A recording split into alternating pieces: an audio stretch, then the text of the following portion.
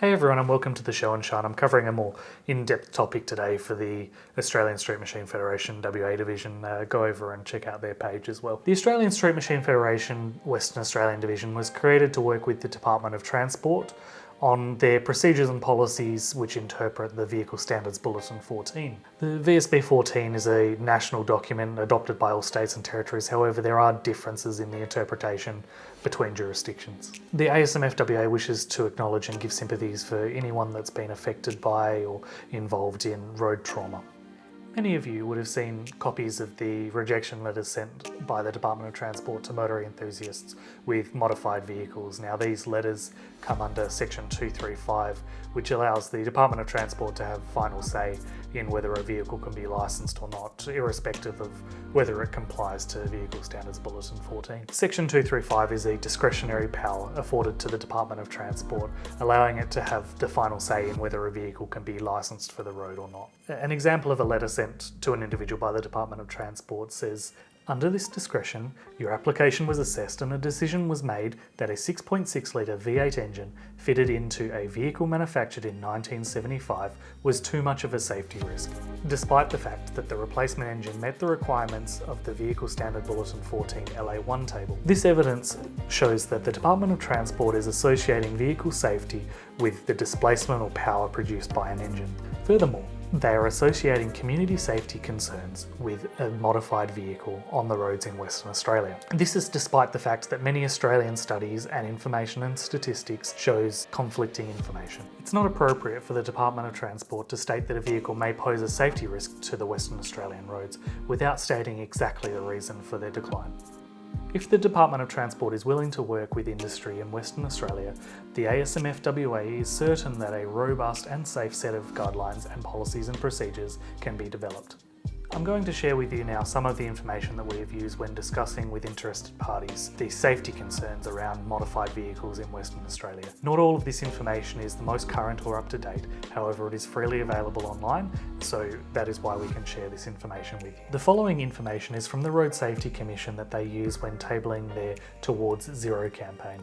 I would like to preface this with an excerpt taken directly from the Road Safety Commission Western Australia. "Speed is a contributing factor in the occurrence and severity of crashes by reducing an individual's response time and increasing the amount of energy in a crash. It is not just driving faster than the posted speed limit.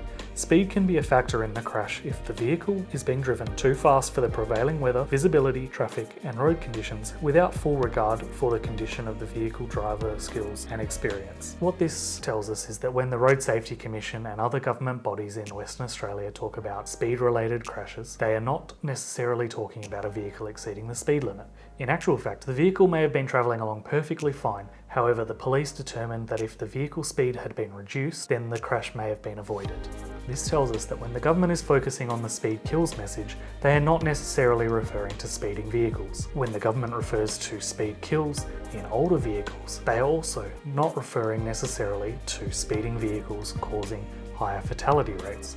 This brings into question why the government is apprehensive to license vehicles for Western Australian roads that have the capability of driving faster, as it doesn't seem the case that they would necessarily be driving faster. In actual fact, the evidence would suggest the contrary, that the drivers of older vehicles would actually be driving them slower on average, regardless of the vehicle modifications. The Western Australian Road Safety Council commissioned a report over a 10-year period from 1990 to 1999, analysing the crash data of vehicles based on their age category.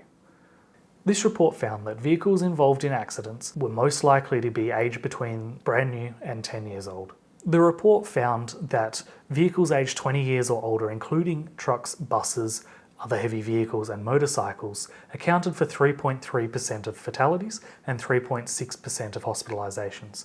This was well below any other vehicle category. The Department of Transport has made a vehicle category with low incidents, low hospitalisations and low fatalities very high concern, indicating that they are not using these facts and figures to base their decisions on. The following video is a short extract from the Select Committee on Personal Choice and Community Safety, which was held in 2019. This video shows the Acting Managing Director of the Department of Transport and the Chairman of the Road Safety Commissions, Ian Cameron, discussing the safety implications of modified or older vehicles. Getting back to the modified vehicles, which is obviously older cars that are re-engineered and have engineering certificates.